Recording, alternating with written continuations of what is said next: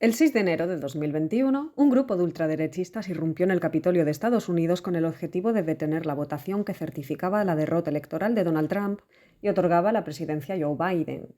Entre los asaltantes apareció un perfil muy reconocible para los medios y para la opinión pública: los hombres blancos, pobres, rurales, procedentes del interior del país, los llamados hillbillies.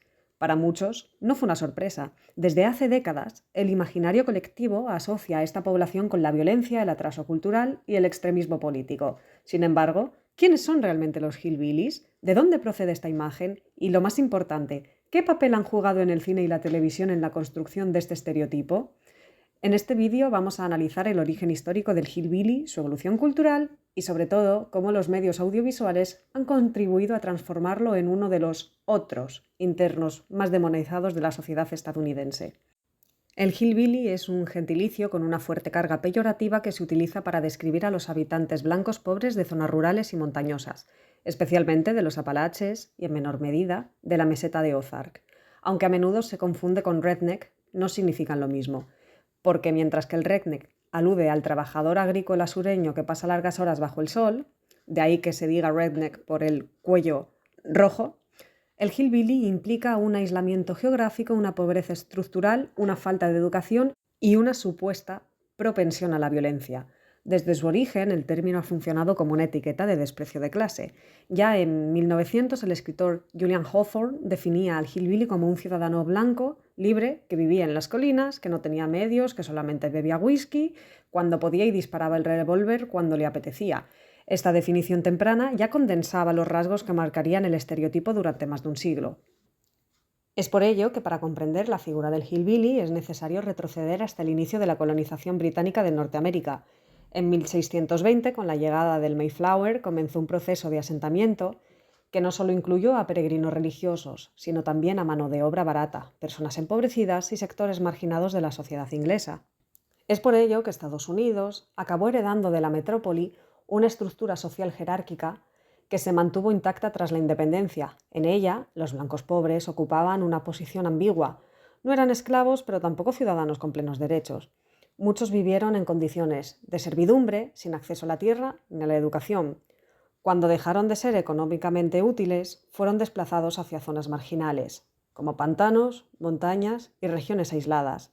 Allí surgieron figuras como el cracker squatter, términos que se utilizaron para describir a vagabundos, usurpadores de tierras, personas violentas o moralmente desviadas, y estos rasgos al final acabaron fijándose en el imaginario colectivo como una característica inherente a los blancos pobres rurales. Con el tiempo, los montañeros de los Apalaches heredaron esta carga simbólica. Escritores, cronistas, abolicionistas e incluso esclavistas coincidieron en retratarlos como ignorantes, depravados, racistas y genéticamente inferiores. Así, el hillbilly se fue configurando como una identidad racial y cultural diferenciada que estaba marcada por la exclusión y por el desprecio. Y realmente, si tenemos que poner una fecha de inicio a cuando el cine empezó a crear a un monstruo, podríamos decir perfectamente que es a principios del siglo XX, cuando en el cine se comenzó a representar a los habitantes rurales como figuras pintorescas o cómicas. Sin embargo, tras la Gran Depresión y sobre todo a finales de los años 60, esta imagen dio un giro bastante radical. En un contexto de crisis política, social y cultural, surgió un tipo de cine conocido como American Gothic o terror rural. Estas películas trasladaron al hillbilly al terreno del horror, convirtiéndolos en un símbolo de todo aquello que la América moderna temía de sí misma. Uno de estos ejemplos lo vemos en Easy Rider, cuando hay unos hillbillies que aparecen brevemente, pero su papel es decisivo, representan la violencia irracional que acaba con la libertad de los protagonistas. En Deliverance, el retrato es aún más extremo, y es que los habitantes de los Apalaches son presentados como endógamos, deformes, violentos y sexualmente desviados. El famoso duelo de Banjos sintetiza muy bien esa visión, ya que mezcla la fascinación y el miedo con el desprecio. Este modelo se consolidó con películas como Las colinas tienen ojo, donde los hillbillies se transformaban directamente en caníbales mutantes. A partir de este momento, el cine fijó una imagen del mundo rural como un espacio primigenio, peligroso y ajeno a la civilización. Algunas películas intentaron ofrecer una visión más realista de la pobreza rural, y esto especialmente antes de los años 70, con películas como La ruta del tabaco o Matar a un ruiseñor, que muestran las duras condiciones de vida durante la Gran Depresión y denuncian la desigualdad social. Sin embargo, incluso en estas obras, el hillbilly sigue apareciendo como violento, atrasado e incapaz de adaptarse a la modernidad. Más recientemente, Hillbilly Elegy, una elegía rural, estrenada por Netflix en 2020, ofreció una mirada más íntima sobre una familia hillbilly. La película muestra el afecto, el trauma y la precariedad que atraviesan varias generaciones. Sin embargo, omite casi por completo el contexto político y económico que explica esta situación. No se habla ni de la desindustrialización, ni del desmantelamiento de los sindicatos, ni del abandono estatal, ni tampoco de la desigualdad estructural. Y este es un serio problema, porque al final el resultado es presentar un relato que sugiere, de forma implícita, que la pobreza es consecuencia de las decisiones individuales y no de las dinámicas del poder, ni tampoco de lo que comentaba antes del esquema social que se implantó de la metrópolis durante el proceso de colonización. Y ya por último tenemos cómo se normaliza el desprecio a partir de la sátira y de la comedia. Y es que la comedia y la animación han desempeñado un papel clave en la fijación de este estereotipo. Series como The Beverly Hillbillies, Los Simpson o Desencanto han presentado a los hillbillies como analfabetos, incestuosos, sucios y ridículos. En Los Simpson, la familia Spackler encarna todos los clichés posibles: deterioro del lenguaje, endogamia, pobreza extrema y violencia normalizada. El humor aquí se presenta como algo cotidiano y aceptable, reforzando la idea de que estas personas son inherentemente inferiores al resto de la sociedad estadounidense.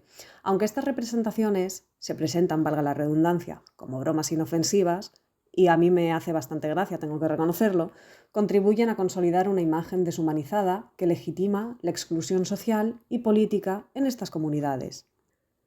A modo de recapitulación, podríamos decir que en 100 años el estereotipo del hillbilly ha pasado por 3 fases en el mundo audiovisual. En primer lugar, tenemos el realismo social, anterior a los años 70, que coincide con la crisis económica de ese decenio; el terror rural, que coincide con la necesidad de mostrar cómo los estados progresistas son supuestamente superiores a lo que se conoce bajo el nombre de la América profunda; y finalmente la fase cómica. Y es que, durante más de un siglo, el cine y la televisión han construido al hillbilly como un sujeto atrasado, violento, grotesco o monstruoso. A veces se le atribuye a ciertas características, a veces se le atribuye a otras, o en los años 70 especialmente se conjugaban. Y es por eso que, ya sea desde el terror, desde la sátira o desde el supuesto realismo social, estas representaciones han reducido a millones de personas a una caricatura. El problema realmente no es solo cultural, sino también político, y es que cuando se presenta la pobreza rural como una cuestión moral o biológica, se invisibilizan las causas estructurales que la producen y se justifica el abandono institucional de estas regiones. Entender al hillbilly no implica justificar la violencia ni el extremismo. Por supuesto que hay miembros de ese colectivo que son ultraderechistas y extremistas y también violentos. Nunca se ha negado que existan personas de ese colectivo que cumplan esos requisitos. Entender al hillbilly implica también reconocer que ningún grupo humano nace como un monstruo. Los monstruos también se fabrican, y en este caso, durante décadas, se han fabricado en la pantalla y a través de la cultura.